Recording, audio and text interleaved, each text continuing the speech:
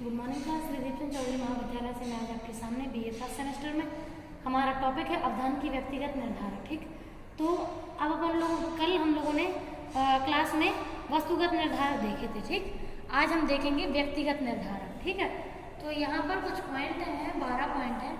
तो यहाँ पे हम ये देखना है कि हमारा जब अटेंशन कोई भी चीज़ खींचती है, हमारा अटेंशन किसी भी चीज़ पर जब लगता है तो हमारी खुद की क्या विशेषताएं होती हैं।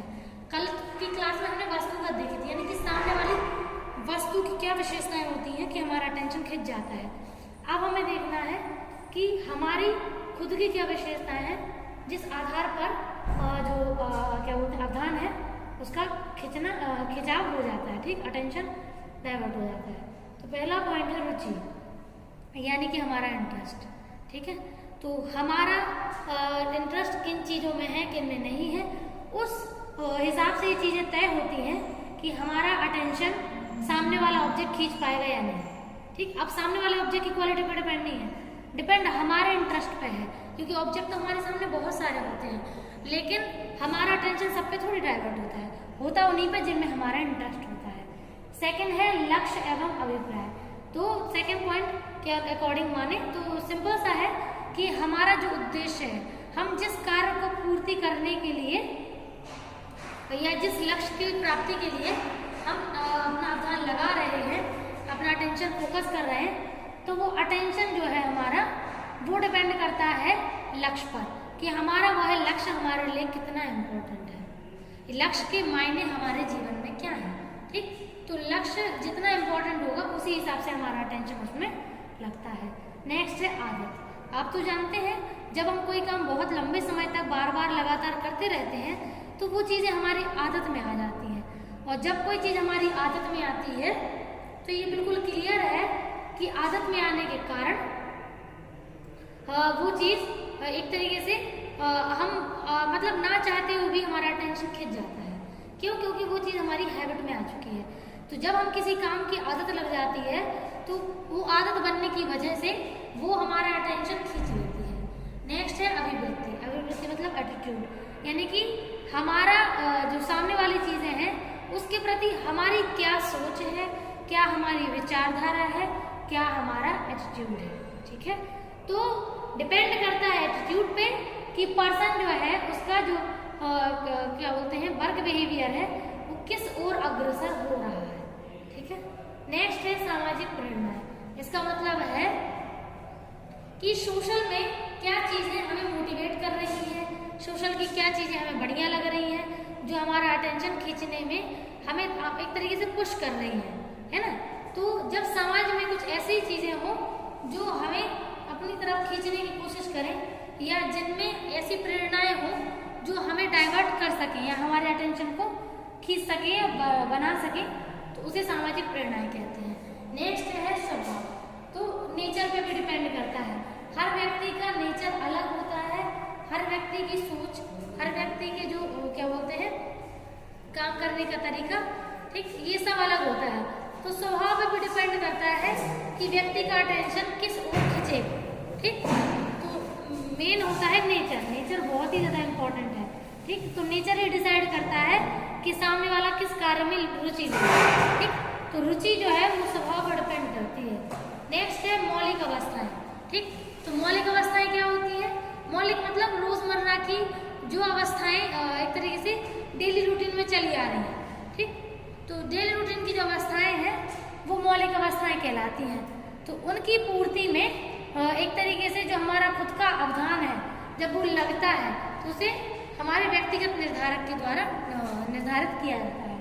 अगली है जिज्ञासा। जिज्ञासा का मतलब होता है किसी चीज़ को जानने की उत्सुकता।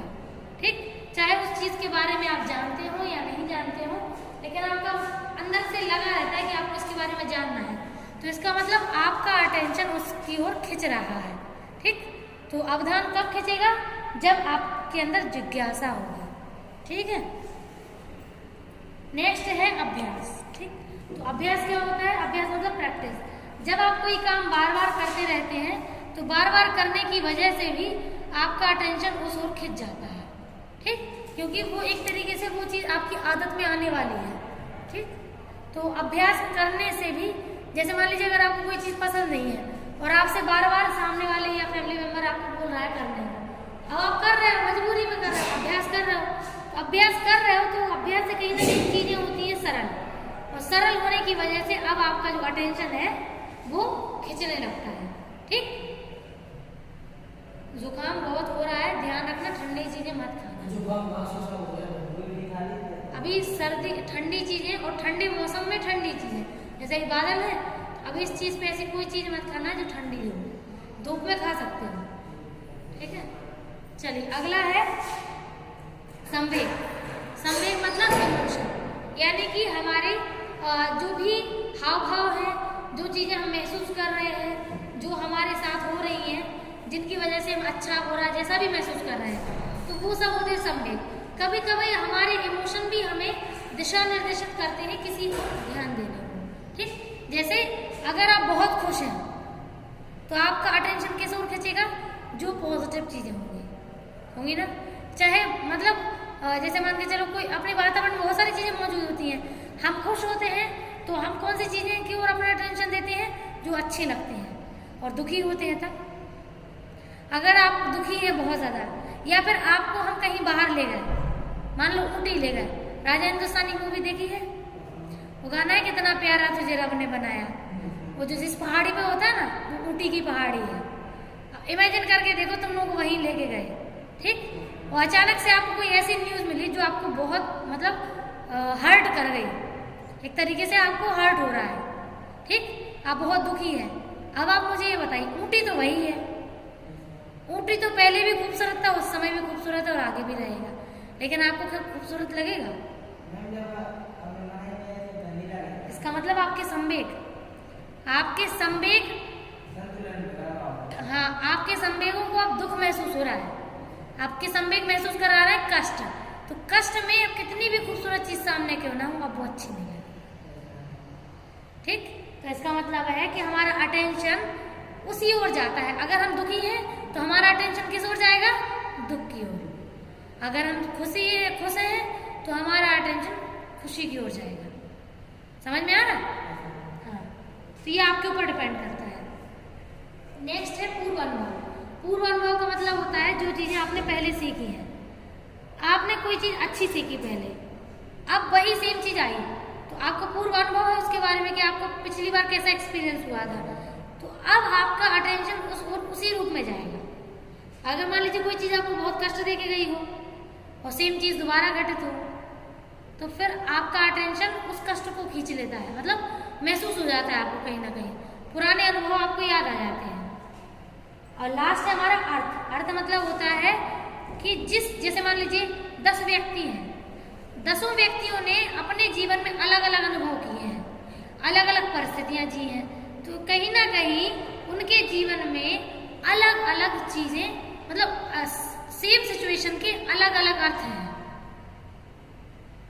ठीक, तो अर्थ अलग है तो उनके अनुभव अलग हैं, और अनुभव अलग है तो करंट में उनकी अटेंशन भी अलग होगी। ठीक है, जैसी परिस्थिति उन्होंने महसूस की हुई, जैसे वो आपने अगर हमारा स्टेटस कभी देखा हो ध्यान से, एक स्टेटस डालते हैं हम, मतलब वो डीपी पे डाला हुआ है कि पता नहीं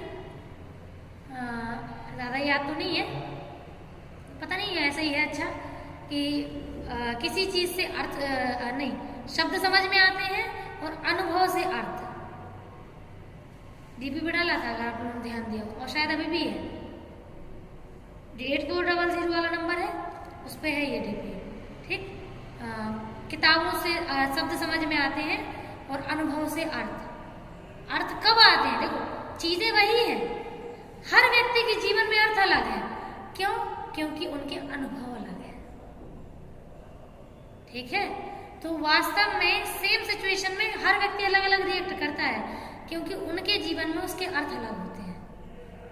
ठीक है, जैसे ये एक्सपेरिमेंट है, एक बहुत गरीब बच्चे को, मतलब ऐसे बहुत सारे बच्चों पर रिसर्च की गई, बहुत अमीर फैमिली के लोगों पे भी की गई, बच्चों पे और गरीब पे भी। ठीक, उन दोनों बच्चों को जो बहुत ज्यादा अमीर फैमिली से है और एक बहुत ज्यादा गरीब फैमिली से, दोनों बच्चों को 1 रुपए का सिक्का दिखाया गया और उससे कही गई, एक ऐसे ब्लैक बोर्ड दिया गया और उससे बोला गया कि उस 1 रुपए की ड्राइंग बनाओ। जो गरीब बच्चा था उसने बहुत बड़ा गोला बनाया, और जो अमीर था उसने छोटा सा गोला बनाया।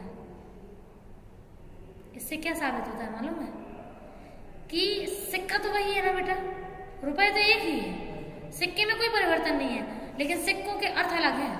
क्यों? क्योंकि उन लोगों ने अलग अलग परिस्थितियां जी हैं। उस एक ने जो गरीब बच्चा था उसको 1 रुपए बहुत मुश्किल से मिलता होगा, उसके लिए 1 रुपए बहुत बड़ा था, उसने इमेज बड़ी बनाई।